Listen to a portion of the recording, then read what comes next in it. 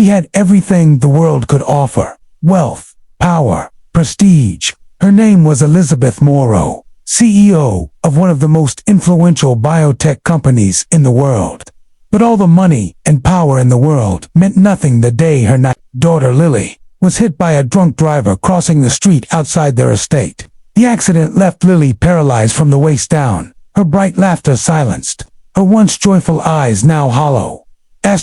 Elizabeth's world crumbled. Hospitals, specialists, and treatments followed, millions spent, countless hours wept, but no cure came. Lily's legs remained still, her will dimming with each passing day. The once invincible woman who stood on the cover of Forbes and commanded boardrooms was now helpless in a hospital hallway, clutching a teddy bear meant for her daughter who no longer wanted to smile. Elizabeth's staff was instructed to find the best, not just good doctors, but miracle workers. People whispered of ancient healers in the East, neurologists in Sweden, and virtual reality therapies in Japan. She tried them all. No results. Lily's spirit began to wilt. She no longer wanted visitors. She didn't want the sun. She only asked to sleep. Then, one rainy afternoon, while Elizabeth was reviewing files in her private clinic room, there was a knock on the hospital suite door. It wasn't one of her employees or doctors. A nurse entered and said, "Ma'am, there's someone asking to see you. He says he can help your daughter. He's not on any list." Elizabeth sighed. Another fraud, she thought. Another hopeful face asking to try herbs, chance, or God knows what. But something in the nurse's hesitation made her look up. "He's different," the nurse added. "He's not selling anything." Out of both desperation and politeness, she agreed to see him. He was a man in his early 40s, tall but modest, his jeans faded, his hands rough with years of labor. He carried a small backpack and a photo of his daughter. "My name is Daniel," he said, extending his hand with respect. "I heard about your daughter. I believe I can help her."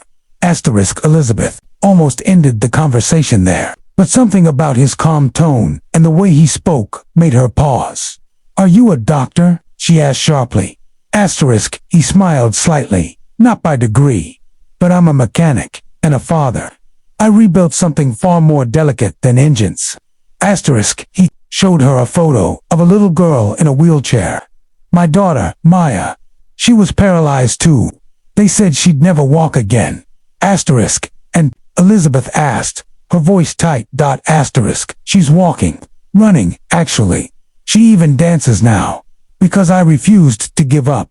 I studied everything, built what she needed myself, adjusted her therapy with a personal understanding no professional ever had. I want to try for Lily." Elizabeth's heart thudded. It sounded impossible. But then, hadn't everything else failed?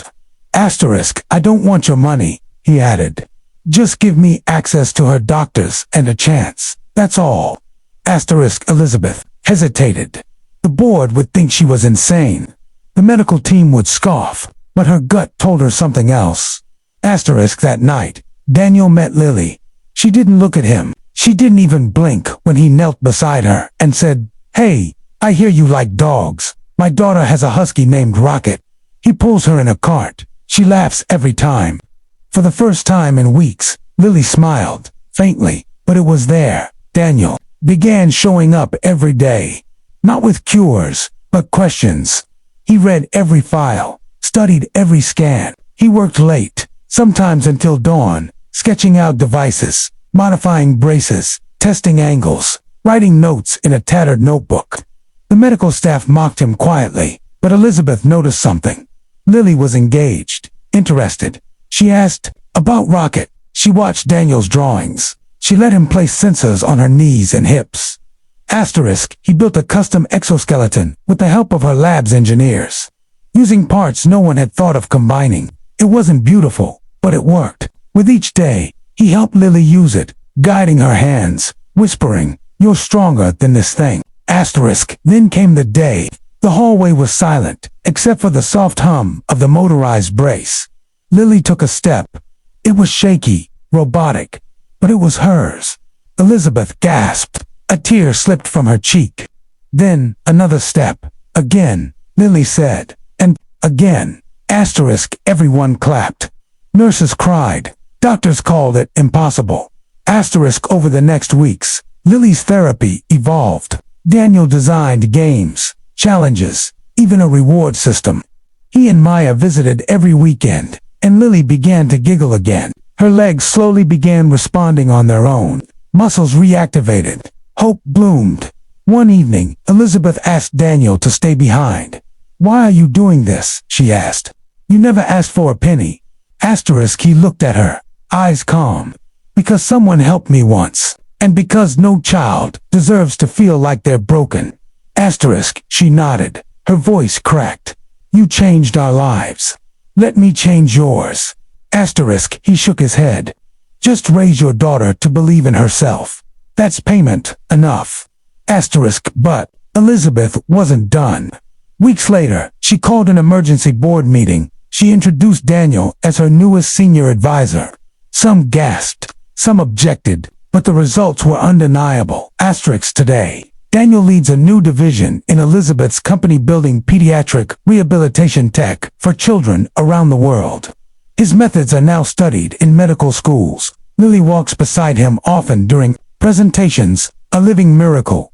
Asterisk, and the woman who once thought power was measured in billions realized true power is measured in people who never give up. Asterisk.